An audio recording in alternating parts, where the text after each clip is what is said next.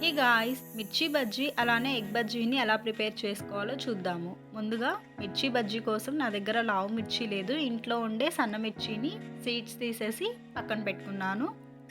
1 cup శనగపిండి, 1 spoon rice flour, వంట soda కొద్దిగా,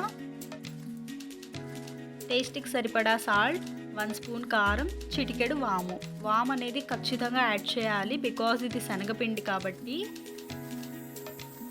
ఇదంతా ఒకసారి మిక్స్ చేసుకున్న తర్వాత కొద్దిగా వాటర్ యాడ్ చేసుకొని పిండిని కలుపుకోవాలి.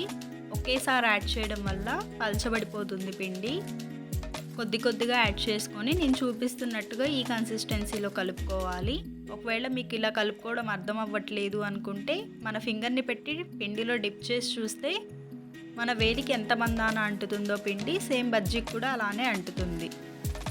ఇప్పుడైతే డీప్ ఫ్రైకి సరిపడా ఆయిల్ తీసుకున్నాను. ఆయిల్ బాగా హీట్ అయిన తర్వాత మనం కలిపి పెట్టుకున్న ఈ పిండిలో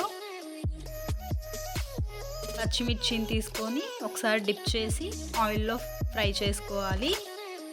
అంతేనండి, మిగతా పచ్చిమిర్చిల్ని కూడా ఇలాగే యాడ్ చేసుకోవాలి.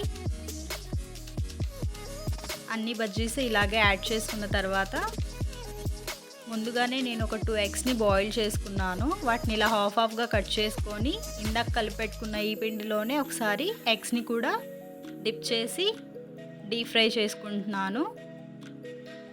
ఇవి కూడా సేమ్ లైట్ గోల్డెన్ కలర్ వచ్చే వరకు మాత్రమే ఫ్రై చేసుకోవాలి, మీడియం ఫ్లేమ్లో పెట్టుకొని. నార్మల్గా పిల్లలకి బాయిల్డ్ ఎగ్ ఇచ్చి తినమంటే తినరు కదా, కాబట్టి ఇలాగ వాళ్ళకి ఒకసారి ఫ్రై చేసి చూడండి, ఖచ్చితంగా ఇష్టపడతారు. 1 కప్ ఆనియన్స్ తీసుకున్నాను, కొద్దిగా కొరియాండర్, చిటికెడు కారం, చిటికెడు ఉప్పు, అరచక్క నిమ్మరసం యాడ్ చేసుకొని ఒకసారి కలుపుకోవాలి. ఈ ఆనియన్స్ మొత్తానికి నిమ్మరసం, ఉప్పు, కారం సరిపడేలాగా. ఇప్పుడైతే మనం ఇందాక మిర్చి బజ్జీని తీసుకున్నాం కదా, వాటిని ఇలా కట్ చేసుకొని ఈ ఆనియన్స్ని స్టఫ్ చేసుకోవాలి మిర్చి బజ్జీలో.